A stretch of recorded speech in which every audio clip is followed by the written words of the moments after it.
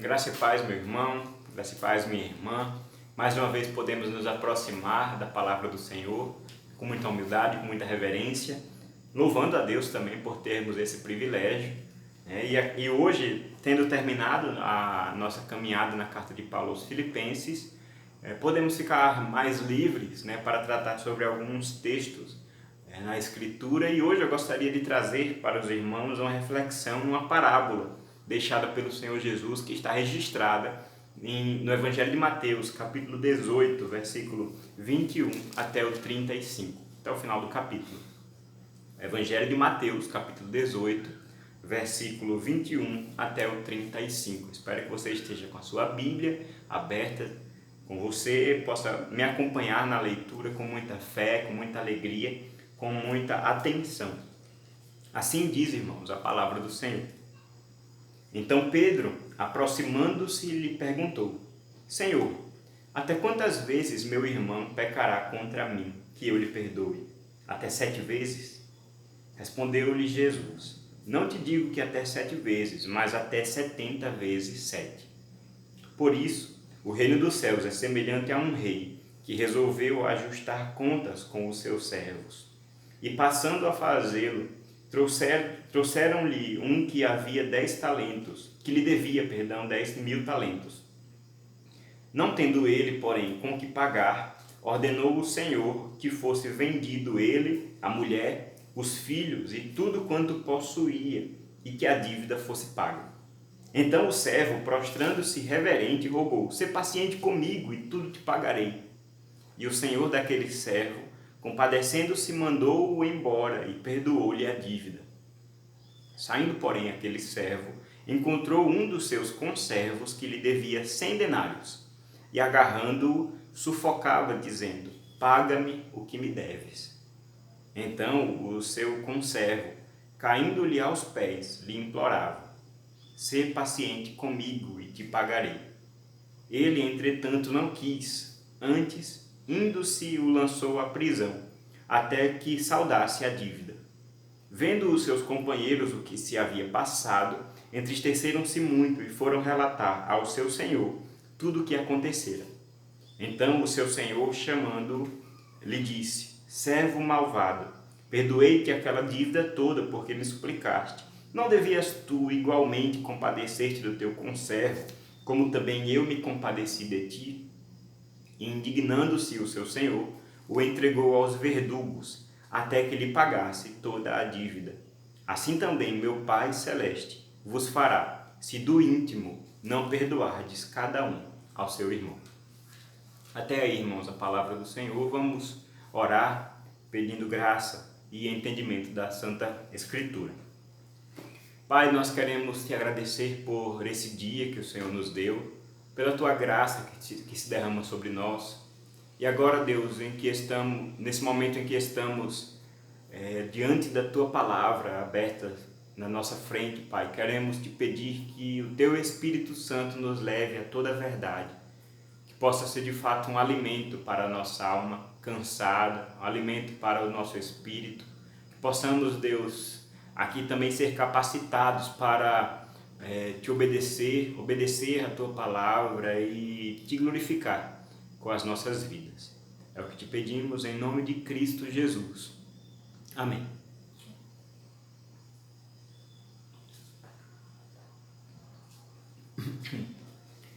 Nos primeiros capítulos da Bíblia, mais especificamente no capítulo 4, nós somos apresentados a um personagem muito interessante. No contexto em que está sendo revelada, mostrada para nós a descendência de Caim, aquele filho de Adão e Eva que assassinou seu irmão e por causa disso foi amaldiçoado a andar errante na terra pelo próprio Deus. Ali nós temos a sua genealogia e somos apresentados a alguns personagens, e o texto ele dá um foco bastante especial nesse homem chamado Lameque. Lameque, a gente poderia dizer, se o seu parente, o seu tataravô Caim já tinha demonstrado o quão rebelde pode ser o coração do homem pecador diante de Deus, Lameque extrapola isso e ele tece ali naqueles versículos, naqueles poucos versículos, um verdadeiro louvor à violência. Um louvor ao ímpeto que estava no seu coração de fazer justiça com as suas próprias mãos, de vingar-se daqueles que o feriam, daqueles que o ofendiam. Ali nós temos o retrato do que é a condição humana, a condição rebelde contra Deus, que tem o coração endurecido em busca de colocar o seu próprio nome, de colocar as suas próprias razões, as suas próprias questões acima de qualquer outra coisa. Importa que eu saia na vantagem, importa que eu saia vencendo, mesmo que para isso eu pise nas outras pessoas, ou se for possível, se for necessário, até tirar a vida em nome de ofensas que elas me causaram. Esse é o retrato de Lameque, que pode também ser esticado, né, por toda a história humana. Todos nós ouvimos notícias de mais Lameques que se perpetuam ao longo dos anos, ao longo da nossa história, e nós, muitas vezes, embora não cheguemos ao extremo, e queira Deus isso, de nos tornarmos assassinos de fato, né, chegando às vias de fato, mas sabemos que no nosso coração, muitas vezes, nós somos verdadeiros Lameques, buscando a vingança, buscando a satisfação de uma justiça própria nos nossos corações. Quando chegamos na pregação de Cristo no reino de Deus, nós percebemos que no reino de Deus não há espaços para Lameques, não há espaço para pessoas que buscam a sua vingança. O reino de Deus é um lugar de pessoas que perdoam, é um lugar de pessoas que colocam no perdão a sua regra de conduta, a sua regra de relacionamento com as outras pessoas, principalmente com aquelas pessoas que nós poderíamos chamar de inimigos. O Evangelho nos convoca o tempo todo a orarmos pelos inimigos, a orarmos pelas pessoas que nos perseguem. O próprio Senhor Jesus, nesse texto, ele traz essa verdade muito especial, mas também muito desafiadora, de que o perdão ocupa sim um lugar de destaque na vida do cristão. Aqui nós chegamos, irmãos, no capítulo 18 de Mateus. O Evangelho de Mateus é um evangelho bastante interessante de ser lido, é um evangelho relativamente longo, muito cuidadoso com o seu conteúdo. Nós temos no Evangelho o que alguns estudiosos, né, chamam de os grandes discursos de Cristo, grandes sermões de Jesus, e eles são organizados aqui tematicamente. Provavelmente Jesus não falou todas essas coisas na ordem que está apresentada no Evangelho de Mateus, mas o evangelista ele buscou agrupar essas séries de ensinamentos, de pregações de Jesus em um tema comum. Nós podemos lembrar, por exemplo, o famoso Sermão do Monte. O Sermão do Monte em que Jesus ele traça ali a ética do reino de Deus. Qual a moralidade, qual o estilo de vida que é exigido de um discípulo de Jesus. O Sermão do Monte, Mateus capítulo 5 a 7. Nós temos também um texto bastante conhecido de Mateus, que nós podemos chamar de sermão profético. Alguns chamam carinhosamente de o pequeno Apocalipse. Está lá em Mateus capítulo 24, 25, em que Jesus vai tratar agora da escatologia, ou seja, falando das coisas que viriam a acontecer, né? Promessas, ameaças, previsões, coisas que iriam acontecer no futuro, no fim dos tempos. E aqui, irmãos, no capítulo 18, nós temos o que poderíamos chamar de o discurso eclesiástico de Jesus. Um momento em que Jesus ele para traçar os princípios do que seria a sua igreja. Devemos entender que o Evangelho de Mateus é o único que traz a palavra igreja de maneira explícita, de maneira expressa em relação aos outros evangelhos. Isso com certeza deve chamar a nossa atenção. Nós temos aqui no capítulo 18 de Mateus, Jesus falando sobre a igreja que ele edificaria. Devemos lembrar, ele diz que sobre a pedra representada ali pelos apóstolos, a confissão de que Cristo é o Deus vivo, Filho do Deus vivo. Cristo edificaria a sua igreja sobre esta pedra. E ele traz aqui, no capítulo 18, alguns princípios sobre disciplina, princípios sobre como devemos tratar um irmão que está em pecado, princípios que são importantes para nós que vivemos em comunidade. E aqui, irmãos, chegamos no versículo 21, percebemos que o perdão, mais uma vez, o perdão, ele tem um papel fundamental, tem um lugar fundamental na vida da igreja.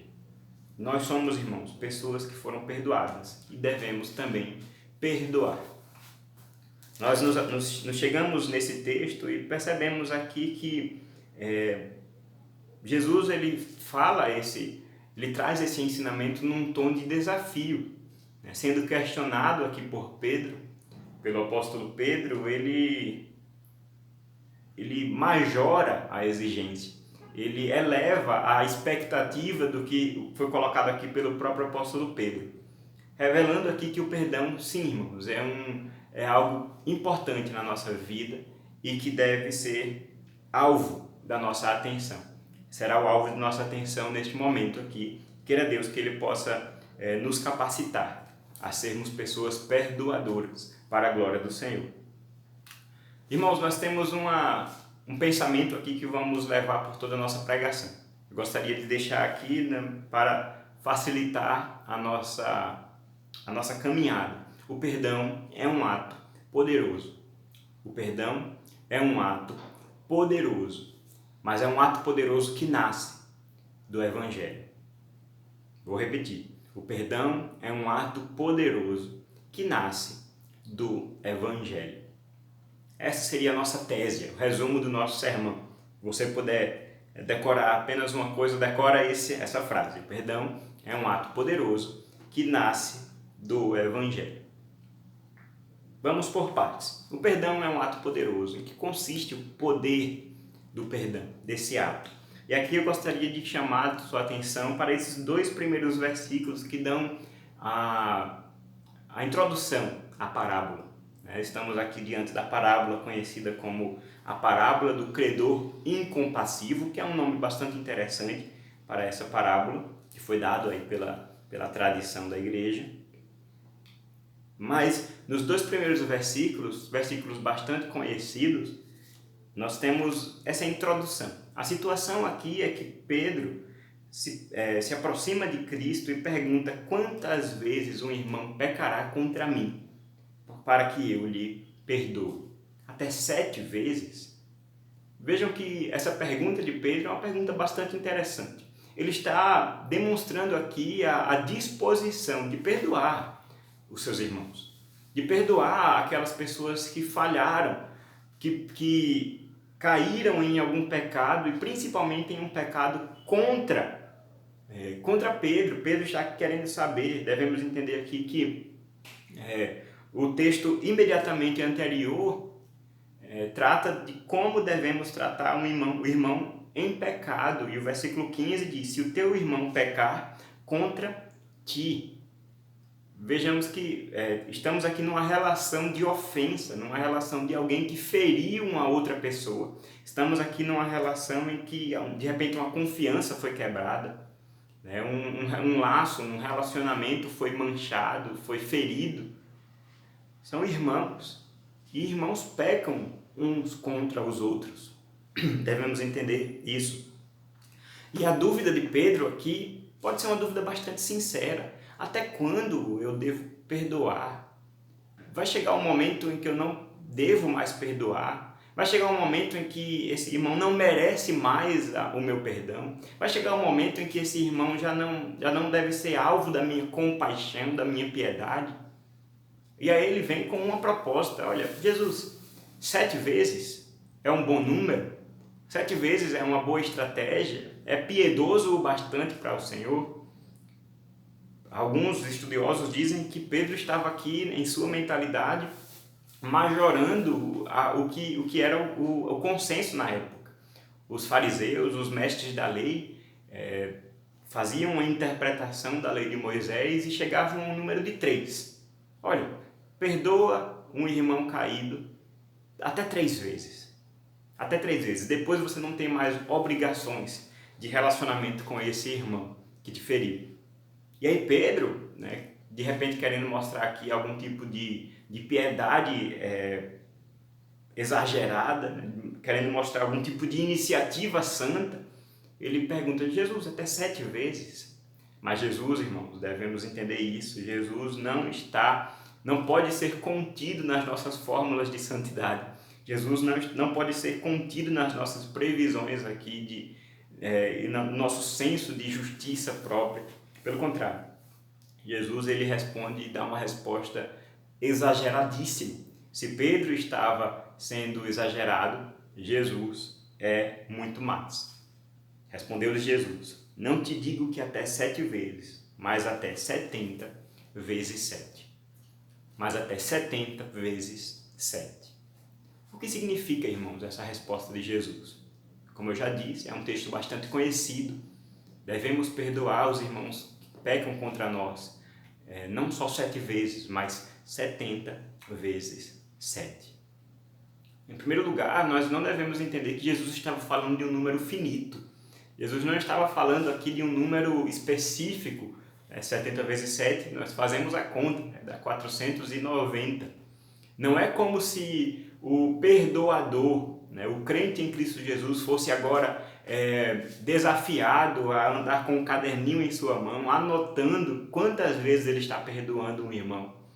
E aí você vai somando e somando até chegar a 490 e aí você para de perdoar. Não é isso. O perdoador não anda com esse caderninho. O perdoador, ele não anota placares. Você não está em competição para ver quem perdoa mais ou quem perdoa menos.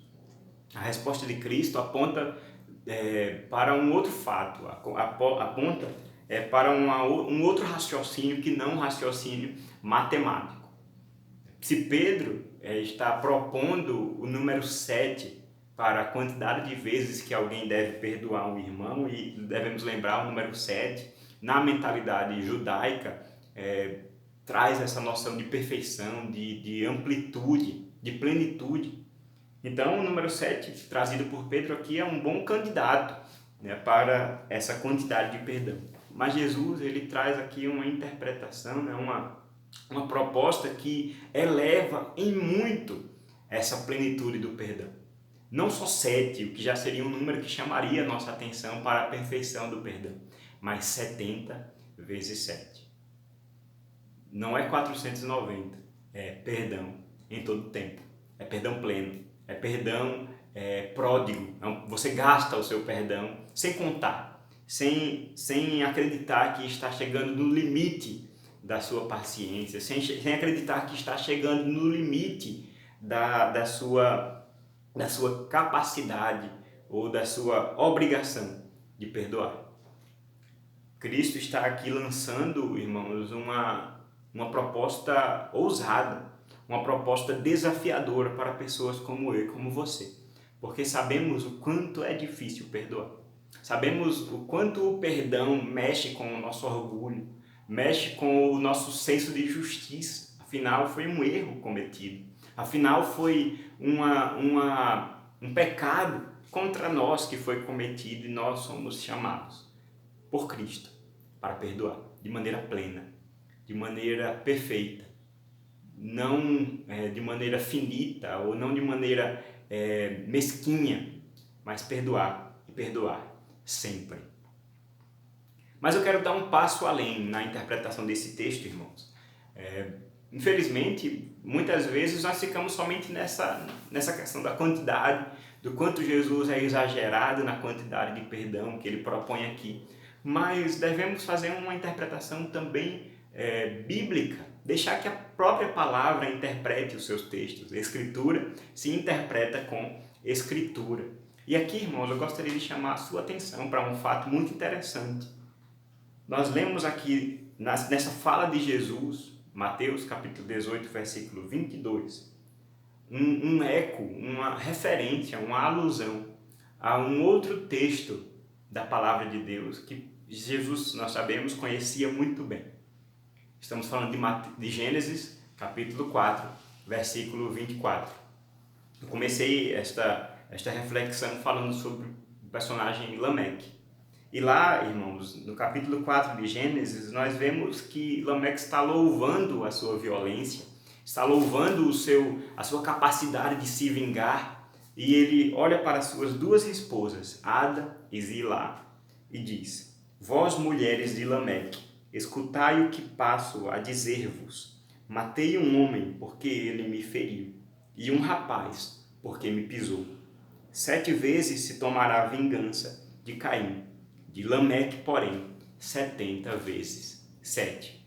7 vezes se tomará vingança de Caim, de Lameque, porém, 70 vezes 7. O raciocínio, irmãos, é que ele está aqui louvando a si mesmo, dizendo que a sua vida vale muito, a sua vingança é cara. Se 7 pessoas, podemos interpretar assim, se 7 pessoas precisam morrer pela morte de Caim, pela morte de Lameque, são 70 vezes 7 pessoas. Lameque está aqui louvando a sua capacidade de vingar-se, a sua capacidade de fazer valer a sua violência, de fazer valer a sua causa pessoal, egoísta, arrogante. Um homem pisou no seu pé de repente, um homem lhe feriu e ele assassinou aquele homem. Veja a desproporcionalidade, veja a falta de senso, a falta de compreensão da realidade que a falta de perdão traz. Um espírito vingativo, um espírito violento traz, fruto do pecado humano. Aquele texto está lá para lançar as bases do que seria a história humana desde então. Nós perdemos a comunhão com Deus que ficou no Éden. Entramos agora num período em que o pecado entrou no mundo após a queda, após a desobediência dos nossos primeiros pais, Adão e Eva. Esse é o retrato da vida humana. Esse é o retrato da condição humana. Lameque não é uma exceção, Lameque é a regra. E aí vem Jesus Cristo, milhares de anos depois, propondo, irmãos, que no reino de Deus, o perdão é a regra que é capaz, é poderoso o suficiente para se sobrepor contra todo espírito de vingança, de rebeldia contra Deus, de inimizade que se coloca no coração dos homens. Cristo aqui, ele está dizendo que é superior a Lameque. Cristo aqui está dizendo que a sua proposta, ela cobre, ela paga a proposta de Lameque. Vejam, irmãos, que relação interessante nós temos entre esses dois textos. Se você nunca prestou atenção nisso, é um fato bastante interessante que deve fazer crescer a nossa compreensão, a nossa admiração pela sabedoria que há no texto sagrado. E de repente você está lendo em uma outra versão, por exemplo, a Nova Tradução da Linguagem de Hoje. Perceba como o tradutor dessa Bíblia também percebe essa relação. Nos dois textos nós não temos 70 vezes 7. Nós temos 7 vezes 7. O que não muda em nada a compreensão do texto. O que importa é que esses dois textos estão relacionados e o tradutor percebeu isso muito bem. Isso é louvável desses nossos irmãos profissionais que trabalham para trazer uma boa tradução do texto sagrado. Mas a verdade é essa, irmãos. O pecado mancha o coração do homem, trazendo inimizade. Inimizade contra Deus, inimizade contra os próximos, entre os seres humanos, entre os semelhantes. Mas o perdão que Cristo oferece, ele é poderoso para cobrir, para trazer uma nova realidade. Então, irmãos, é por isso que eu comecei esse sermão dizendo que o perdão é um ato poderoso. O sermão é um ato poderoso, porque não é apenas algo que se faz, que se fala ali naquele momento, mas é algo que diz respeito à nossa natureza pecaminosa, diz respeito a um avanço do reino de Deus nesse mundo caído, diz respeito a esse a essa retomada do senhorio de Cristo. É um manifesto de que Cristo é Senhor. Satanás já não é Senhor do mundo. O mundo, embora ainda podemos dizer que ele jaz no maligno, nós sabemos que toda a autoridade foi dada no céu e na terra para Cristo Jesus, nosso Senhor. Então, irmãos, quando nós perdoamos alguém, perdoamos um amigo, perdoamos um irmão da igreja, quando a nossa casa, o nosso lar é um palco para o perdão, perdoamos a nossa esposa, perdoamos o marido, os nossos filhos, perdoamos os nossos pais, devemos entender que estamos dando lugar a um ato poderoso, a um ato que manda a mensagem para esse mundo, manda a mensagem para o império das trevas, manda a mensagem para o nosso inimigo Satanás, de que ele é um derrotado. Ele pode ter plantado no coração de pessoas como Lameque essa atitude vingativa, mas o perdão que Cristo nos dá é muito maior que isso. E louvado seja Deus por isso, irmãos. Glorifique a Deus com os seus relacionamentos. Glorifique a Deus dizendo que não há mais espaço para inimizade, mas Cristo agora reconcilia através de nós todas as coisas. Não é o que está escrito lá em Coríntios, na carta de Paulo a Coríntios, na segunda? É como se Deus estivesse em Cristo reconciliando consigo mesmo todas as coisas. E todas as coisas são todas as coisas, não somente o nosso relacionamento direto, vertical com Deus, mas também o nosso relacionamento horizontal. Nós e o nosso próximo, nós e as outras pessoas. Isso também é palco do ministério de reconciliação executado por Cristo Jesus. E louvado seja Deus por isso, irmãos. O perdão é um ato poderoso que nasce do Evangelho. Vamos agora para a segunda parte, e essa segunda parte eu gostaria de basear aqui na parábola. Ainda não entramos propriamente na parábola, mas o seu entendimento é bastante simples e interessante. Nós temos aqui a figura de um rei que se dispõe a acertar suas contas com as pessoas que o deviam. Provavelmente alguém de muitas posses, provavelmente alguém que tinha muitos devedores, era credor de muitas pessoas, e ele chama um servo que o devia 10.000 talentos. A gente deve, irmãos, nos aproximar com os óculos daquela época e qualquer um que ouvisse essa história da boca de Jesus poderia de repente rir. Jesus estava contando uma piada aqui. Ninguém deve 10.000 talentos. O talento na Bíblia é a unidade de medida mais alta que pertencia àquela cultura. Pelo menos usado ali no comércio. Um talento era a medida para cerca de 25 a 35 quilos de algum material. E se estamos falando aqui de pagamento, certamente estamos falando de talento de ouro. Mas não é apenas um. São 10.000 talentos. 10.000 talentos, irmãos. Estamos falando aqui de algumas toneladas de ouro. Estamos falando aqui de muitas toneladas de ouro. E a questão é que Jesus quer ilustrar com essa informação é que essa dívida é impagável. Essa dívida é exagerada. Essa dívida ela está longe da capacidade de qualquer pessoa, por mais rica que fosse, pagar. E um rei está cobrando de seu servo. E o servo, ele diz que não. O versículo 25 nos diz que ele não tem como pagar. E aquele rei ordena que ele fosse vendido, o servo fosse vendido, mas também a sua mulher, os seus filhos e todos os seus bens. Aqui estamos numa época em que as pessoas respondiam pessoalmente pelas suas dívidas. As pessoas iam presas, as pessoas perdiam não somente os seus bens, como temos nos dias de hoje, mas também a sua liberdade para pagar uma dívida. A questão, irmãos, é que esse homem, ele poderia vender tudo, poderia vender a si mesmo, a sua esposa, seus filhos, seus bens, sua casa, podia vender sua alma e ainda assim não pagaria aquela dívida.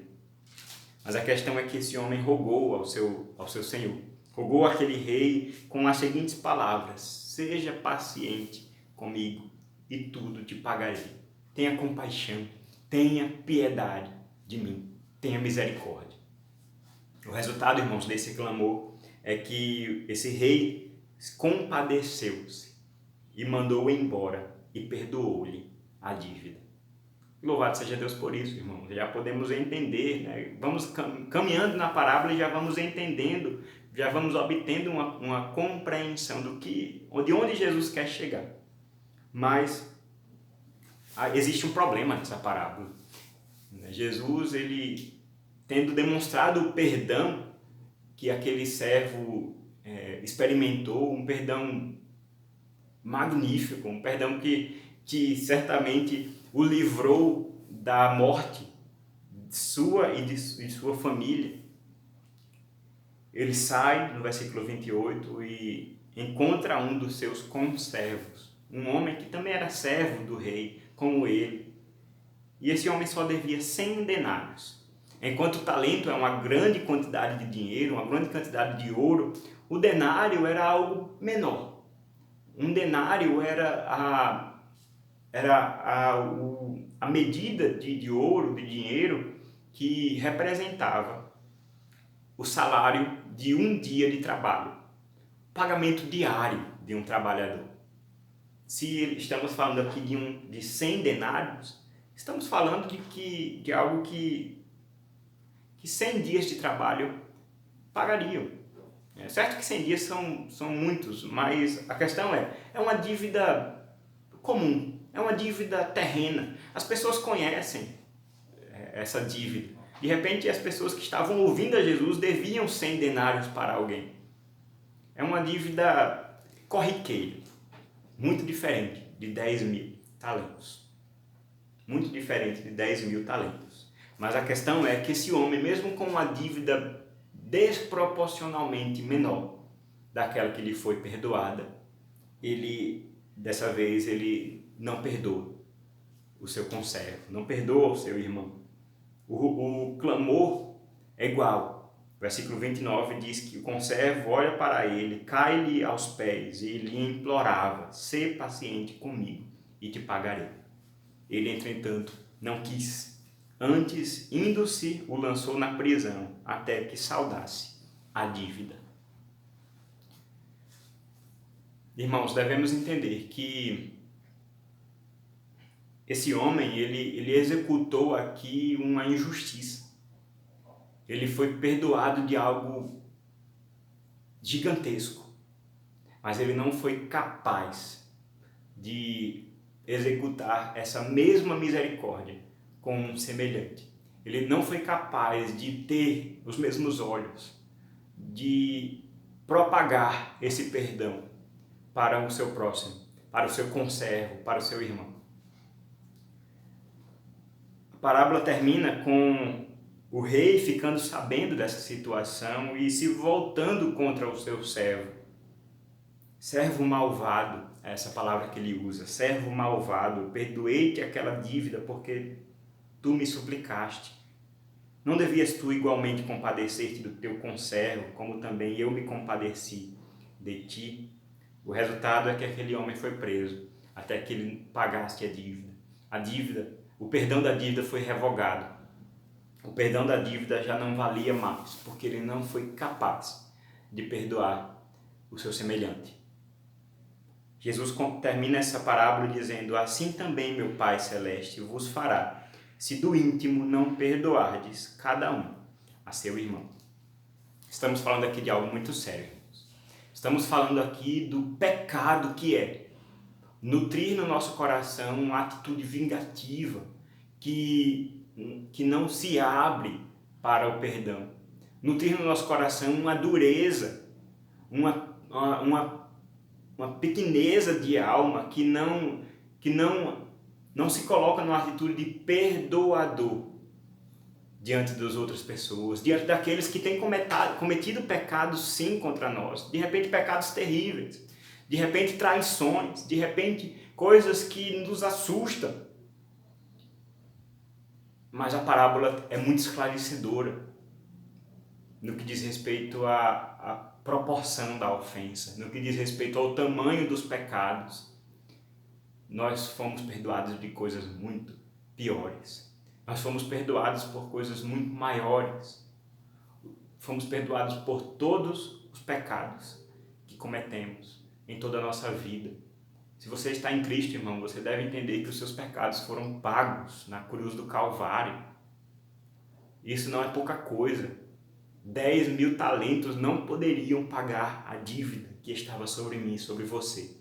10.000 talentos de ouro ou de qualquer outro material precioso não poderiam jamais satisfazer a ira e a justiça do juiz todo-poderoso que estava contra nós, que pesava sobre nós. Mas nós fomos perdoados. Nós fomos perdoados em Cristo.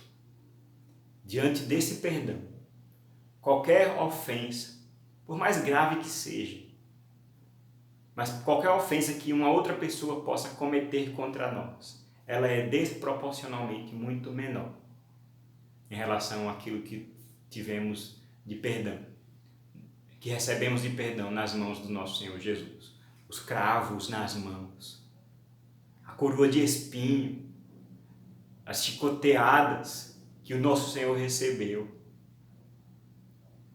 Esse é o pagamento, irmãos. Esse é o pagamento que temos da nossa dívida. Um Cristo, um Deus que paga com a própria vida em favor de pecadores, em favor de pessoas que não tinham como pagar a sua dívida, em pessoas que, independentemente do que fizessem, estavam muito longe de ter condições de pagar, de oferecer algo de bom, ou de útil, ou de proveitoso, de santo, para pagar a dívida que estava sobre nós. Mas a nossa dívida foi paga pelo sangue precioso de Cristo Jesus. Pelo sangue precioso de Cristo Jesus. A mensagem, irmãos, que essa parábola nos mostra é que é uma loucura, é um contrassenso, é uma tolice saber que somos perdoados e não levar esse perdão além. Saber que somos alvo do perdão maravilhoso de Deus revelado em Cristo Jesus e não abrir a boca e abrir o coração para perdoar outras pessoas. É um contrassenso, é uma loucura de fato. Porque, irmãos, devemos entender que o Evangelho é o solo fértil para o perdão. O Evangelho é o solo fértil para muitas virtudes. O Evangelho, e somente o Evangelho, é quem nos capacita a vivermos para a glória de Deus. Antes nós éramos Lameques. Hoje, se estamos em Cristo, somos capacitados a perdoar, assim como fomos perdoados. A perdoar, a buscar a reconciliação com os irmãos, com aqueles que caíram diante de nós. Buscar essa reconciliação, esse restabelecimento, não mais da inimizade por meio da vingança e da violência, mas da amizade, do vínculo por meio da reconciliação de Cristo Jesus. O Evangelho nos capacita a isso, da mesma forma que podemos ler na Escritura que amamos porque Ele nos amou primeiro, podemos dizer que perdoamos porque Ele nos perdoou primeiro. Nós perdoamos porque fomos perdoados. É um contrassenso, irmãos, não viver de acordo com essa realidade. É uma loucura não viver de acordo com a nossa identidade de pessoas que foram perdoadas por Cristo Jesus. E aqui eu gostaria de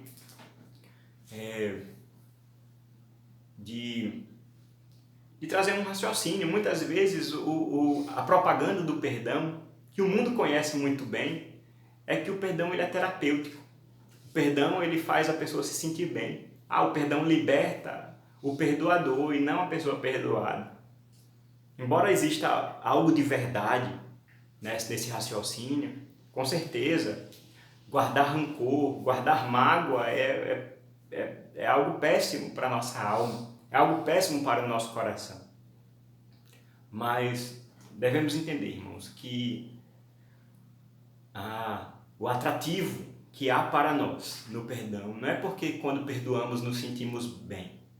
Não é porque quando perdoamos a nossa mente fica mais aliviada, fica mais leve, embora isso possa acontecer. O atrativo para um cristão do perdão é que quando nós perdoamos, nós estamos sendo mais parecidos com Cristo. Quando perdoamos, nós estamos sendo parecidos com o nosso Senhor, que nos perdoou, que se sacrificou para que esse perdão fosse possível e entregou-se a si mesmo. Ele não apenas perdoou da boca para fora, não apenas cancelando a nossa dívida, não apenas esquecendo os nossos pecados, mas ele pagou o preço por todos eles.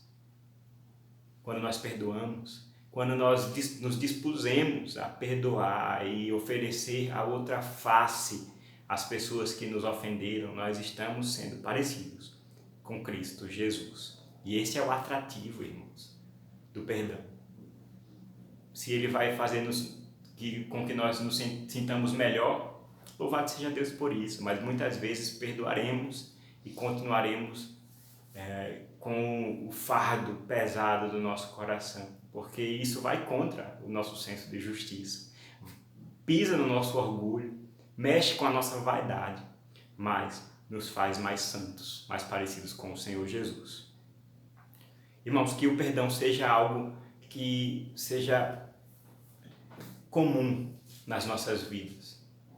Devemos entender que é algo desafiador para nós. O nosso coração pecaminoso vai muitas vezes sabotar as nossas tentativas de perdão, sabotar as nossas tentativas de ser parecido com Cristo nesse sentido.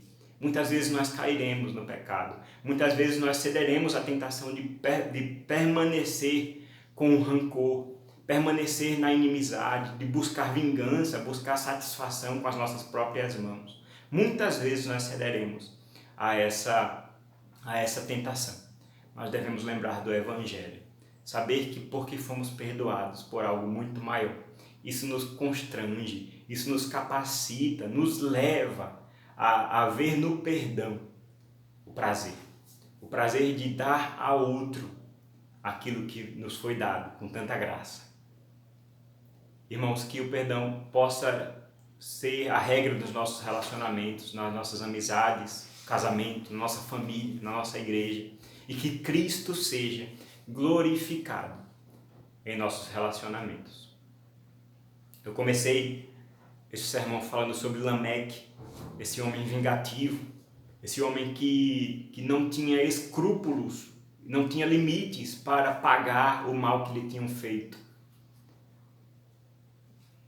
Mas eu gostaria de terminar esse sermão com uma outra história, de um outro homem, milênios mais tarde, aqui no século XIX, um irmão nosso chamado George Butler, um médico americano, que veio ao Brasil ali no final do século XIX para não só exercer a medicina, mas ser um missionário para a glória de Deus.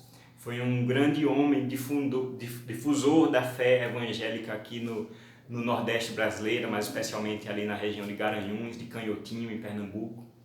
E esse homem, que foi muito perseguido, né, por causa do seu trabalho evangelístico, ele que era pastor presbiteriano, ele exercendo também a sua medicina em um surto enorme de tuberculose que estava acometendo toda a região. Aquele homem um dia estava andando na rua e um outro homem católico, né, perseguidor dos evangélicos, ele cospe no casaco de George Butler. George Butler percebe, mas não diz nada e vai e segue o seu caminho, vai até a sua casa. Quando ele chega em casa, ele olha para a mancha, né, do cuspe daquele homem, cheio de secreção, e ele percebe que há algo errado ali. De pronto ele busca o seu microscópio, busca os seus materiais de medicina e analisa aquela secreção e no mesmo dia ele volta na casa daquele homem dizendo que aquele homem estava com tuberculose e trata da vida daquele homem. E aquele homem pôde se converter ao Evangelho de Cristo Jesus. Irmãos, essa é a atitude que louva ao Senhor. Essa é a atitude do perdão que manifesta aquilo que nós fomos perdoados. Essa é a atitude que nasce, um ato poderoso, que nasce apenas do Evangelho. Louvado seja Deus por isso, irmãos. Que Deus te abençoe e que Ele nos capacite a buscarmos esse perdão, porque já fomos perdoados por crimes, por pecados muito maiores. Que Deus seja glorificado na nossa vida. Amém.